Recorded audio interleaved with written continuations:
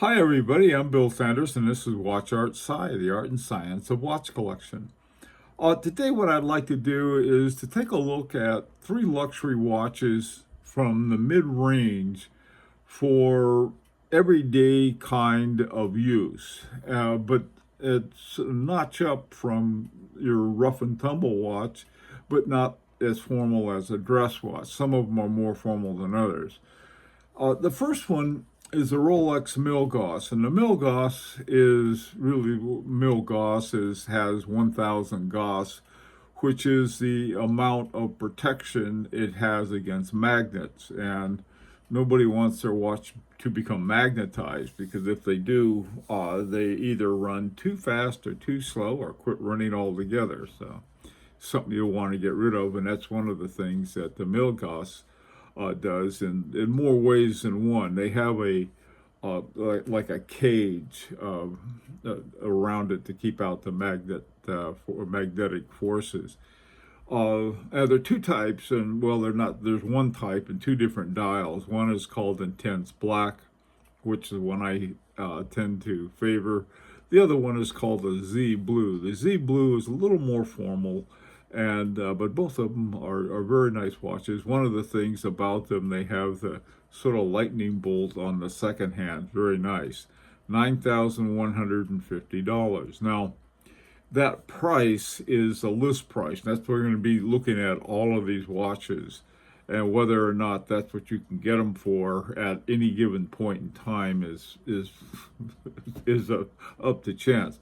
Right now, at the time I'm making this video in 2022, the Rolexes have when you go find a Rolex, if you look at them on places like Chrono24 or even eBay, they're up $4,000 or $5,000 over the list price. So be aware of that.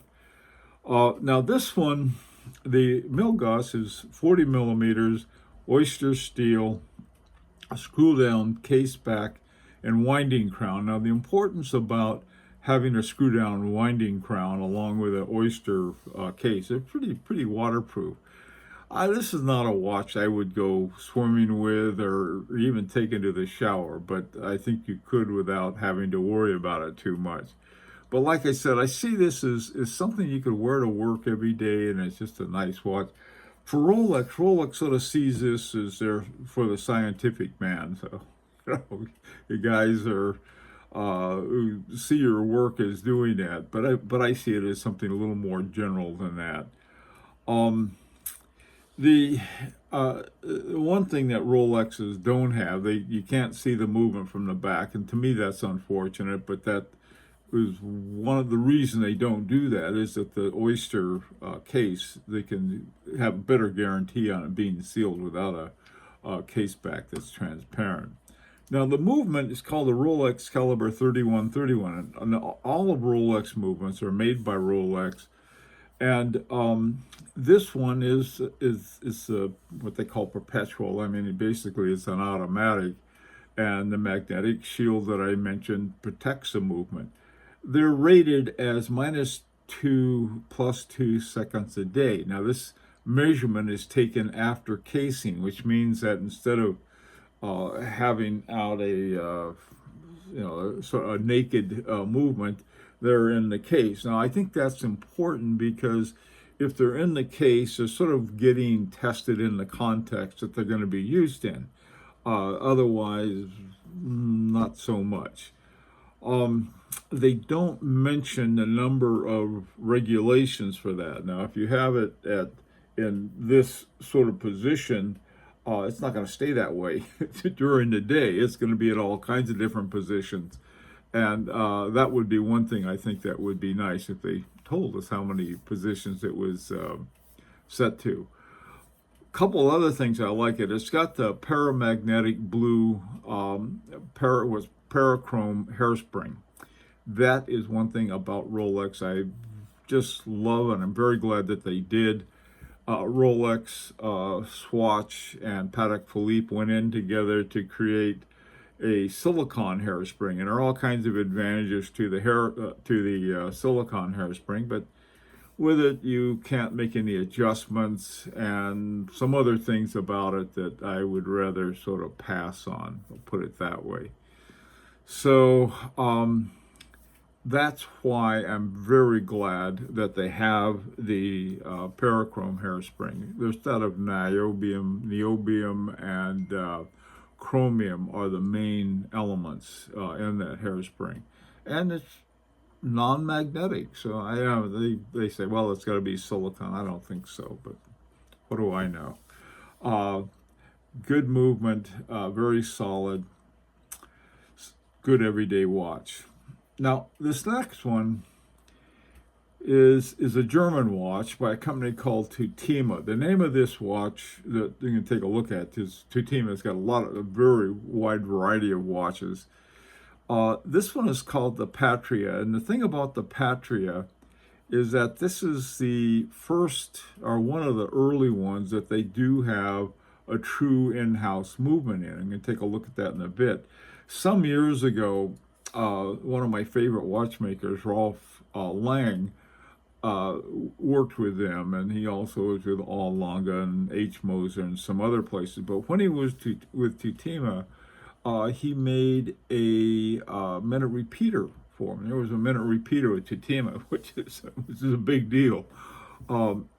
So they sort of have a reputation of being somewhat of an upscale German watch, but the thing that held them back, as people really getting excited about, is that for the most part they were using relatively inexpensive Swiss movements, basically ETA movements.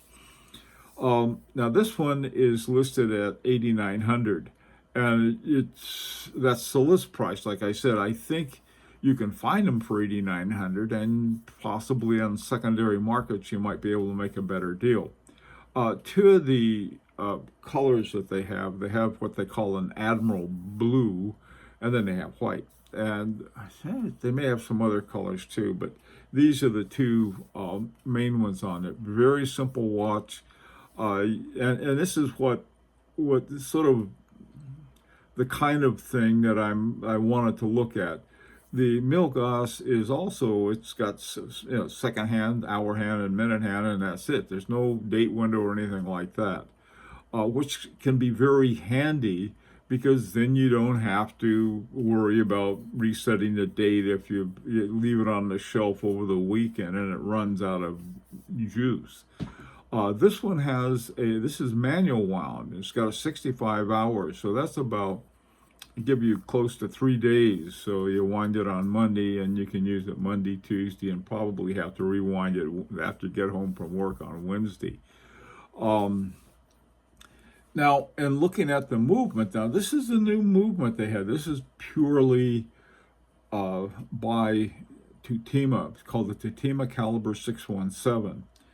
And it's like I said, it's a manual wound. They have a free-sprung screw balance with weighted screws and 4 regulating screws in slotted threaded parts of the balance wheel. This movement has what is called a 3/4 plate on it, which means that 3/4 of it are a single plate, and then one opens up where you can see the balance wheel, and you can see the balance cock, and so forth. Adjusted to 5 positions, so it's not just one; it's 2, 3, 4, and so forth. That where you have adjustments on this. 3 hertz. I love 3 hertz. To me, it's a good movement, a good timing on it. And original, by the way, too, just as the 3/4 plate wasn't set up so that the user can flip it over, and you can see it has on the back, you can see the movement, and you can see more when you have a 3/4 plate. But it wasn't for that. It was for production purposes. They would put everything together, and then I guess they had to do some special adjustments to the balance and the hairspring and so forth. And so that was what the 3/4 plate. Also, too, you take it into your watchmaker, and he can get to the important parts a lot quicker. A very nice watch, and would be a great everyday watch. Now, the last one I want to take a look at, Zeitwinkel Model 082. The 082 is 39 millimeters. They have another one that's 42 millimeters, but it's pretty much the same movement and so forth. Uh, Zeitwinkel sounds like it's a German watch. It's not. It's Swiss, and it's even from the French-speaking part of Switzerland, in the Jura region. And this one is more formal, but it doesn't have the, I don't know, it's not pushy formal, I'll put it that way. I don't know if there is such a thing. Hours, minutes, and secondhand. Now this one sells for uh, Swiss francs is 8,900. Now Swiss francs and a dollar are at this moment in time or at parity. So if it would be $8,900. Look at it this way: about 9,000, either Swiss francs or dollars.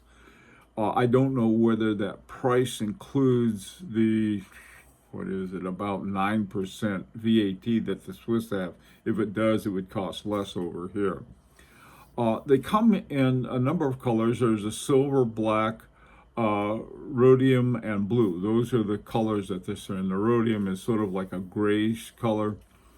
And they're simple watches. They're very clean as a whistle. And I happen to like the what they call their blue, because it's easiest to read to me anyway. Sometimes the ones like the silver one in the background there, a little harder to read, silver against silver, but there's enough difference there. Now, the big thing about this that I really like in the Zeitwinkel is the Caliber ZW0102. It is one of their own movements, and it runs at 4 hertz. I think also I think the Milgauss did too. Both of them are at 4 hertz. I like the lower ones, but that's me. This one again has a 3/4 plate and a balance cock that is visible. But the thing of it is, this is an automatic, and so it's automatic with a rotor over it. That's something that is, you can't see as much of the movement unless you move the rotor wheel around. But you can see a lot. I mean, in looking at this, they talk about being a 3/4 plate, but you can see a lot more than a typical 3/4 plate has on this one. You got a bidirectional rotor, 72 hours. Now, the plates and bridges are made of what is called German silver. It's not silver, okay? That's important. But I don't know why they call it German silver. Maybe because the Germans made it. It's made up of copper and zinc and nickel, and sometimes there's a trace of tin or lead in there. The good thing about German silver, it's very hard, it's very tough, it's resistant to corrosion, it's malleable, it's ductile, and it doesn't corrode or tarnish, which is important. Now, this is one of the reasons that you don't see a lot of silver casing done in watches, because silver tarnishes. And so if you use it in your plates or your case, more liable to tarnish. Anyway, these three are very similar watches, and they're very different price-wise. I tried to make them as close as possible. There are no date windows. They're just time only, hour, minute, and seconds. And all of them have a good solid movement to them. That's what I like about these three. I'd like to hear what you have to say, what you think about these, if you have any experience with any of them. And let me know in the comments section. This is also an opportunity to subscribe if you'd like. Until next time, this is Bill Sanders for Watch Art Side, the art and science of watch collection.